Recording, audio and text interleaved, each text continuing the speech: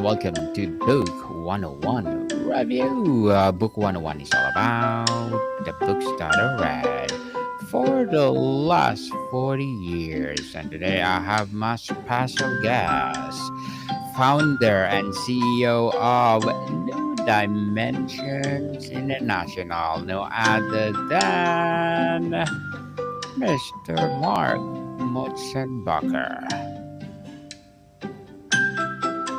Welcome to Book 101, Mr. Mark. And can you please introduce more about yourself that I missed? Yeah, thank you, Daniel. Very honored to be here with you.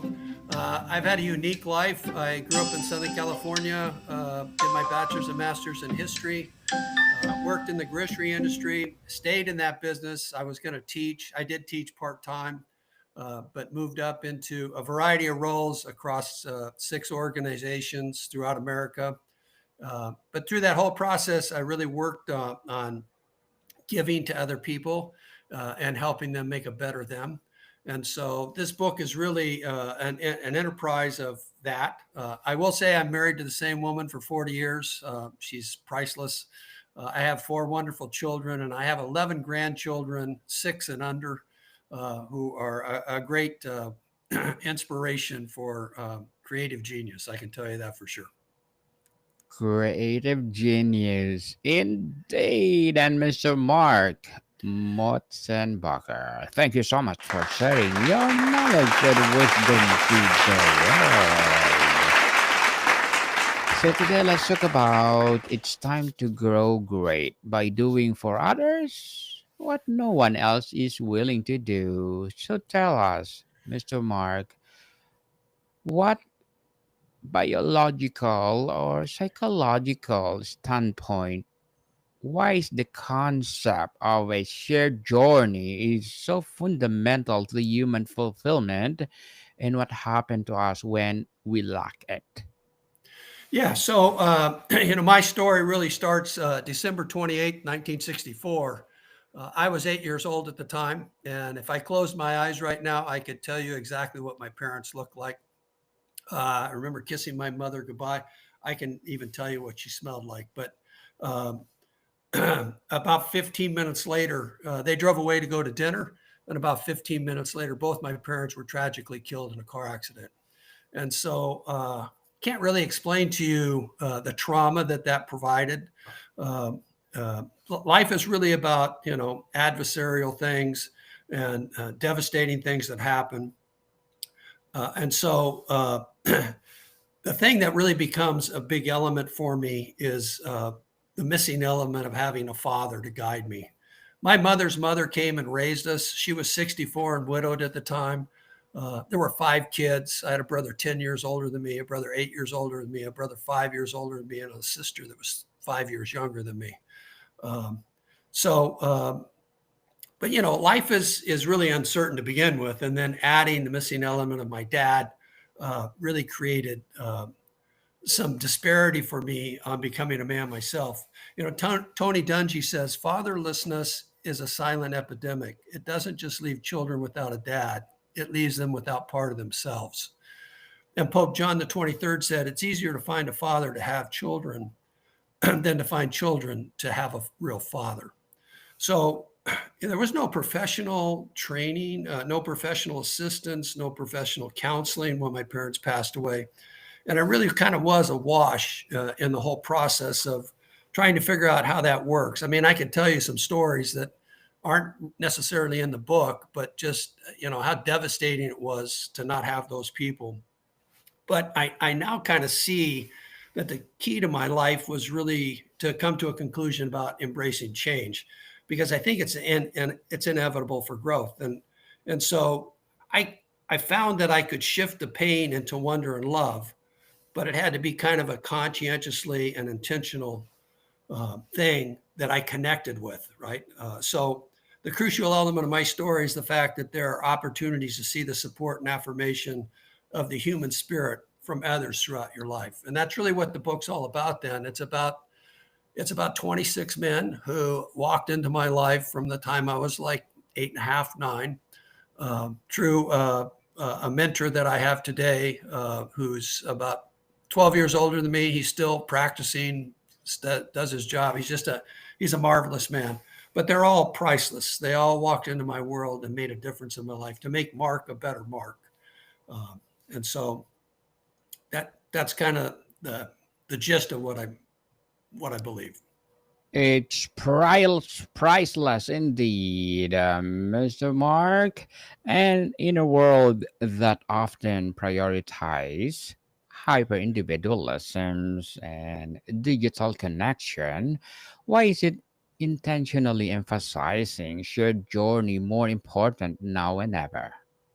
Well, I will say that I am a firm believer, and this is something I share with people wherever I go. The more high tech the world becomes, the more people crave high touch. You can't really take the human element out of life. It doesn't really work. Many people are suffering for a lot of reasons. Uh, uh, I had a quote here from Mother Teresa. Uh, and she says, the biggest disease today is not leprosy or tuberculosis, but rather the feeling of being unwanted, uncared for, and deserted by everybody. And so to me, the premise of what I have to share here is really the continuity of life itself, right? I'm not going to say, I did my bachelor's and master's in history. So I'm pretty well versed in history. Uh, and I hate to generalize society or even generations um, and the world as a whole, because everybody's unique. I believe that there's no two people in all of time that have been alike. But but I do believe there is somewhat of a meism centricity of society today. It's all about me, and I would offer people some thoughts and the idea to expand their understanding of the world and life itself in giving. Hmm. Definitely in giving for sure. So, how is a shared journey fundamentally different from just having a common goal or being on a team together? What is the key ingredient that transforms collaboration into connection? So, I so let me talk about the very essence of giving, which I want to help people understand this because I believe that everything on earth and in fact the universe is composed of that. When you think about our world, you'll notice that it's a living, giving process that provides for all our needs to exist and grow. It's a crucial quality for us to emulate and provide for others wherever we go and throughout all that we do. I say this as I do believe the world is a giving economy, as everything is for our benefit because it gives to us. In fact, if we take the time to consider the physical world, we actually find that all of nature and the universe, for that matter, are here to provide substance for our needs. So, for instance, the vegetation of the world does not consume the produce and vegetables they produce. And the snow and the rain and the rivers don't consume the water they provide. And all the fragrant flowers don't take in the glorious smells they produce. And the moon and the sun don't benefit from their light that they produce.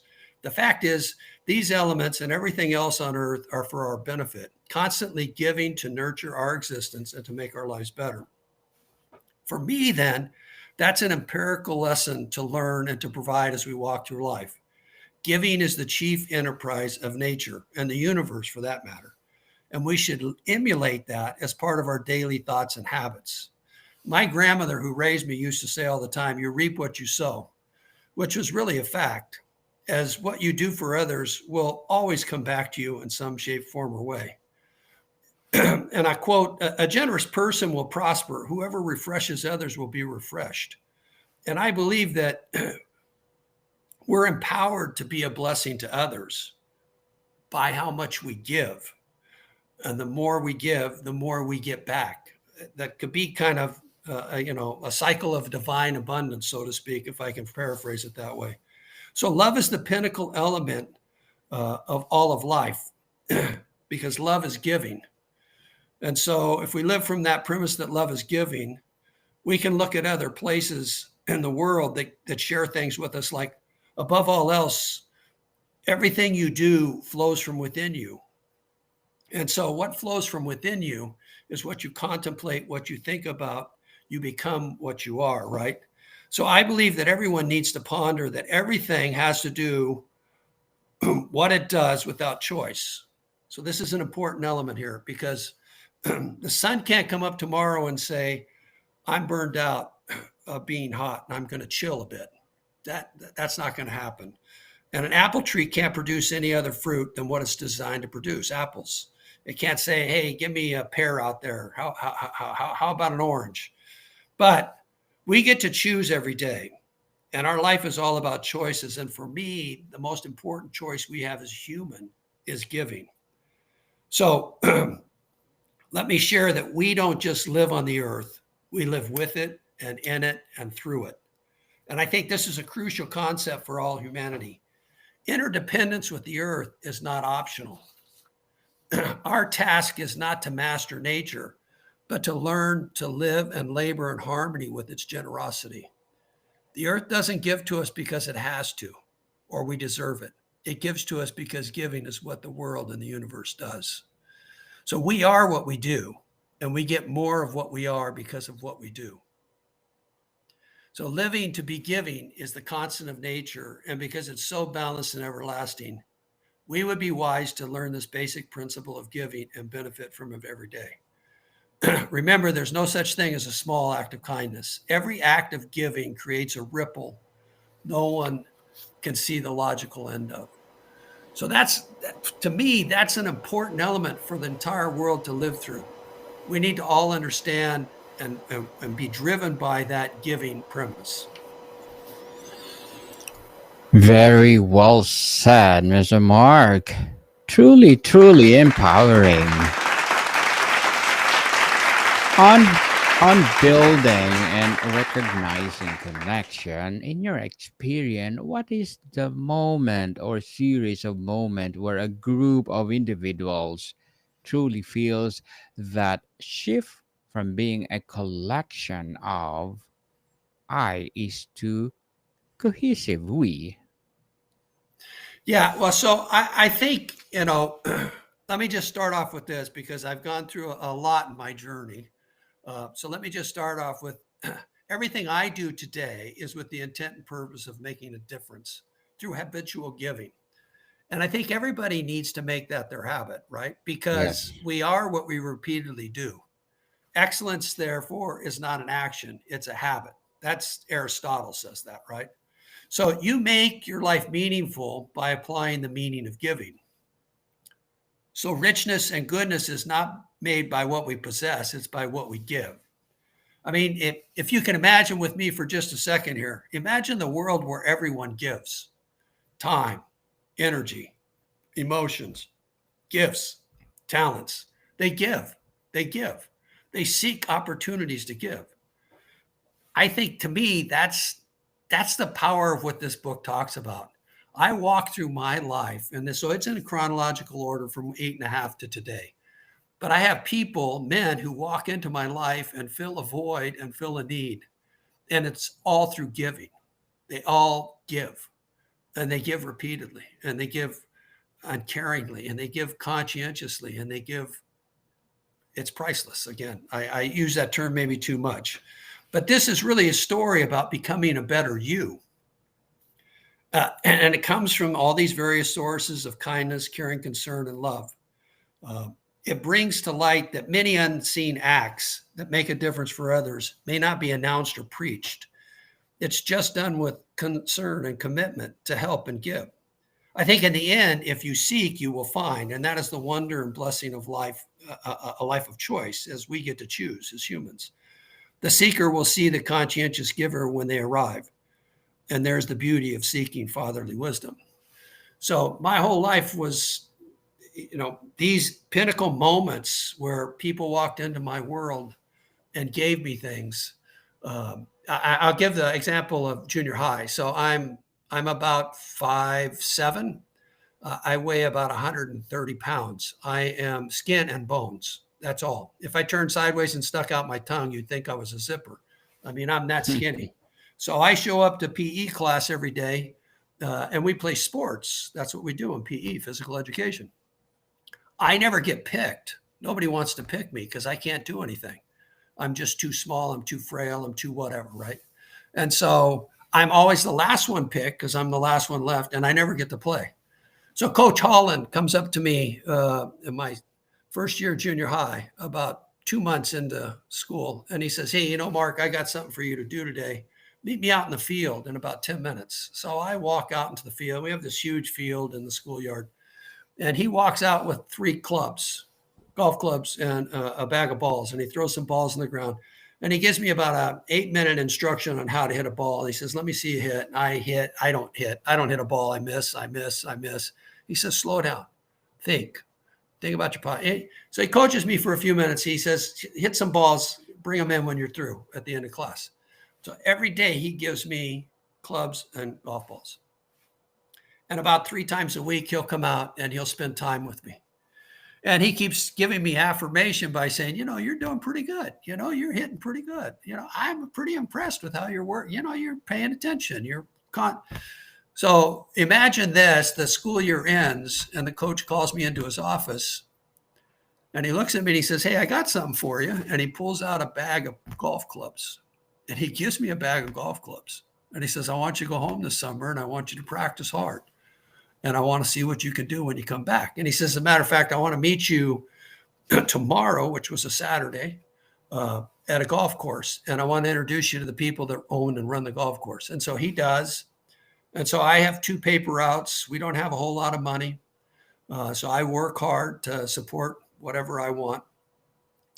I get on my bike every day. I tape my clubs to my bicycle. I put my golf balls in the bag where I put my newspapers. I throw my paper outs and then I ride to the golf course every day. I do that every day all summer long, all summer, every day. I'm there 7 days a week. The guys at the golf course, they think I'm kind of a crazy kid. They're like, "Man, you really are committed to this." I said, "Well, the coach was nice enough to give me the clubs and I really I hope he's happy, right?" So I come back in the fall. He says, "Hey, first 2 days of school, we got to do all the things we got to do to get everybody set up." But he said, "Third day, I'm going to meet you out in the field." Third day, he meets me. He walks out and he's got a bunch of jump ropes. And so he goes out about 30 yards and he builds a square with 4 jump ropes. And then he goes out about 30 more yards, square jump ropes. 30. Anyway, he gets out there, comes back and he drops 5 balls, 7 balls, 7 balls. And he says, "Let me see how many you can hit in the first box." And I hit the box with all 7 balls, but only 5 of them stayed. And he looks at me with this great smile and he goes, "Son, that's impressive. I'm so proud of you. You've really listened to what I said." Then he says, "Let's hit the next." And so we hit the next. I do better. I get 4 in that. Not everything hits the box. And the last one, I think I got 2 in the last one. And he came over and was just so proud of me. He said, "I'm so proud of you. I am so impressed with you. You're going to do good." He said, "By the end of the time you leave school here, you're going to be a great golfer, son." And he was right. And I didn't get that from my grandmother. I didn't get any affirmation from anybody. Nobody's told me they were proud of me. And so you don't know how much that means to a child until you get it. And then you think, I'd walk through a brick wall for this coach. I'd do whatever he asked me to do, right? So that's kind of an illustration, an example from the book of somebody stepping into my world, seeing a need, and then fostering an opportunity. Well, Mr. Mark, we're proud of you for sharing your knowledge and wisdom to the world. I hope people listening or watching will be inspired to your story. And as a mentor or as an uh, business or entrepreneur, what are your short-term and long-term goals? So, I work with a couple of organizations and I mentor college students, and then I mentor some other individuals. Uh, I I'm still kind of working part-time as opportunities come up to do some consulting, fractional consulting. But I want to continue to give. I can tell you that my grandmother was a giver, and I think she had a huge impact to me on that. I could bring anybody home anytime. My grandmother would say, "Sit down, let's eat, let's have some food, let's enjoy each other."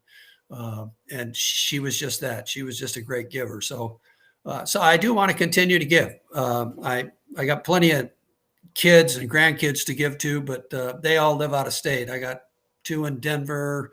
I got four grandkids in Dallas, and I got five grandkids out in Virginia. So, Wow. Looking forward for your goals, Mister, and good luck for more success. And what will be your piece of advice for those people out there who want to be like you? ah, well, I will say I kind of perfected the term in some of the training I was doing early in my career about doing for others what no one else is willing to do. And I want to ensure people that when you do for others what no one else is willing to do, um, you become invaluable to those people. They can't find you anywhere else. And so it's a 360 element. I'll say that because it involves and touches everything you do. It involves your family. Your family will appreciate and value you more. It involves your work. Your work will appreciate and appreciate you all that much more. Your social life, what you do for other people, and how you take the time and are committed to help and support and give to them. So you take that just that one line and master that in every encounter you have with anybody else. I mean, I gave you a prime example. I'm walking down the street. I walk a lot for health reasons. And so I'm walking down the street and this girl's got a flat tire. And so I stop and I'm watching her and she's not actually loosening the bolt, she's tightening the bolt. So I say to her, I said, it might work a little bit better if you do that the other way. And she goes, what do you mean? I said, well, it's, you go to the right to make it take it off, you go to the left to tighten it up. And I said, you're pushing on the left. She goes, really? I said, yeah, that's how it works. So I showed her, well, she must have been working on that one bolt that I first loosened for a long time because I was a little worried I was going to be able to unloosen it. But I got that one unloosed and I got another one unloosed. And then I said to her, do you want me to help you? She goes, oh, no. I called my boyfriend. He's coming to help me. But thank you so much for showing me how to take the tire off because she says, my boyfriend's going to be impressed. I knew what I was doing. I said, oh, okay. So, but that's just that, I could have just walked by her and thought, well, that's a sad situation where that girl's got to change a tire. But that's not the premise, right? The premise is you stop and help. You give when you can. Thank you for that advice, Mr. Mark. And can you please recommend a book or books that influence your journey? Yeah, so probably the book that touched my life most significantly, it was in my mid 30s. I had suffered from depression, partly due to the death of my parents and just, life events happen and you can't control. And I would just get depressed about those things. And I picked up a book called Learned Optimism by Martin E.P. Seligman. And that book revolutionized my life because it helped me to understand life is neither good or bad, but thinking makes it so. And so it's your thoughts. And we all talk to ourselves all the time. People will say, I'm not sure I do that. Yes, you do. You talk to yourself all the time. And sometimes you compliment yourself. Sometimes you beat yourself up. Sometimes you take the blame for things that aren't yours. Sometimes you feel defeated. All those self-talk things changed my life. And I'm definitely a very optimistic person. I will tell everybody, you look up Learned Optimism. The test is online for free. You can take it and you can see your results. The night that I took the test, when I read the book, it was a good thing we didn't have a gun in the house because I was like the most pessimistic person in the world. I was like, oh my gosh, I'm terrible. I'm awful. But he gives you the insight and the way to change that. Powerful book, powerful book. Powerful book indeed. And thank you for that recommended book, Mr. Mark.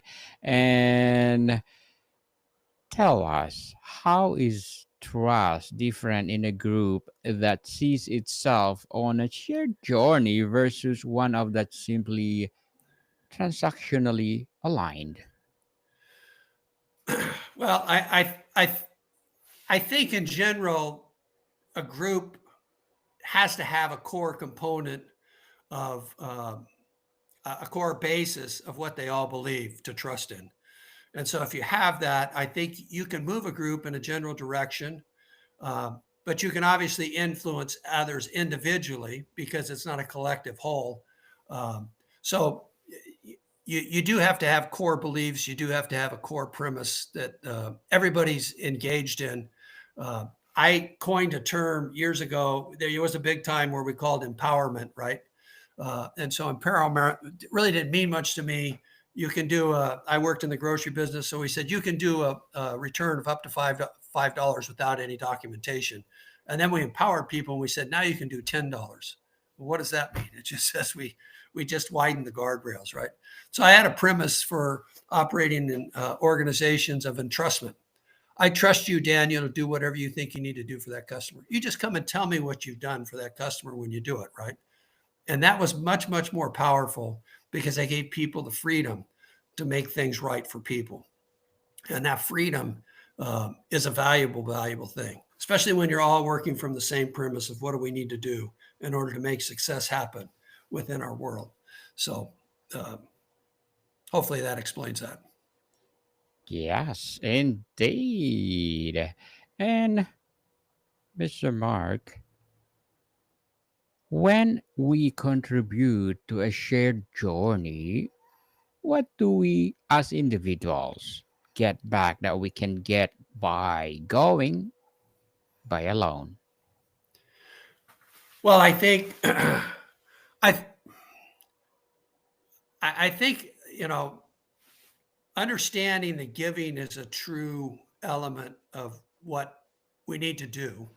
Um, I think it's important that we have our own personal convictions. So I'll tell you one story about Emmett. So Emmett was a gentleman I worked with in Sequoia National Park. I worked there for a summer, and he made the signs for the park that said restroom this way, do not enter, cabin A, cabin B, cabin C. Anyway, and so I loved working with wood. So after my job, I would stop by and I'd see Emmett.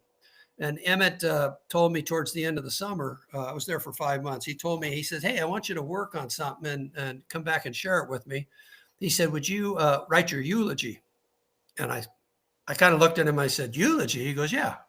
And he said, well, I've written mine. Well, Emmett was like 87 at the time. And I said, well, that's probably appropriate. I mean, but I said, I'm not even 21 yet. He goes, write your eulogy and come back and share it with me. So I worked on it a little bit, and then I brought it in, and he looked at it, and he started asking me some questions, and I said, that's thought provoking. That's thought provoking. And so then he said, go back and work on it some more. I did. I put some thought and time into it, and I came back, and he said, I think you're seeing the results of your time and effort. And then he looked at me, and he said, now I want to tell you why this is so valuable. He said, every time you have to make a decision in life, Mark, you go and read your eulogy. Every major decision you have to make, you read your eulogy. And if what you're deciding to do doesn't align with anything in your eulogy, then you don't do it. And that's been profound. I'll just tell you that now, right? Because choices come in life, opportunities come in life, work, other things that you can do, places you can go, people you associate with. And when you come back to that basic premise about who you are and what you want people to remember you by, it changes everything about how you decide. That's all I can say to you. It's genius. It was just pure genius. And I've rewritten it twice because I rewrote it when I got married because things kind of changed in my thinking. And then when I had kids, I rewrote it. But it's invaluable. And that is what I think everybody needs to have as they walk through life. Do you know who you are? Literally, do you know who you are? Not what you want to be, not what you think people think you are, but who you are. Because who you are is what the world gets every time from you. Truly, truly empowering, Mr. Mark. And thank you for sharing the exact wisdom to the world. And before we wrap up our discussion for today, I'm inviting you to please do listen to my other podcast, people. My other podcast, because my abstract essay is already in fifth season, abstract poetry in second season, and my book 101 review in fifth season too. Comedy 101 in second season, and my food 101 in fifth season as well. Geography 101 in its fourth season, and my baby podcast Law 101 and Mental Health 101. Love Letters in the third season, and Movie 101 review and Music 101 in its fourth season, and Science 101 and Sex 101 in its first season. Please listen to them wherever you listen your podcast. So, Mr. Mark, if you could leave us with one core truth about the power of emphasizing our shared journeys, what would it be? I'm big on quotes, so I follow quotes a lot. But one of the favorite quotes I have in my life is by Galviero Michelangeli. He was a toy maker in the 1900s in Italy, and I visited Europe, and we went to his toy store, and I was stunned. Uh, I love working with wood, so all his toys are made by hand. He sold trains in there for $25,000 because the whole train set was made by hand. It wasn't machined out or anything. Um, but above his workbench, he had this quote: "Build as if you had to live 1,000 years. Live as if you must die tomorrow." And that's had a profound effect on me. That you do everything with such a desired intensity that this may be your last second to do it. But in doing so, you build it so that it lasts for eternity. It touches everybody, everywhere. And so I think that's how this whole thing works about touching people's lives. It's I can touch your life and you can touch other people's lives and they can touch other people's lives and they can touch same. It's the same over and over and over again because of what I've given to you. You can give to others and they can give to others and they can give to others. And to me, that's the premise of life, right? Yes.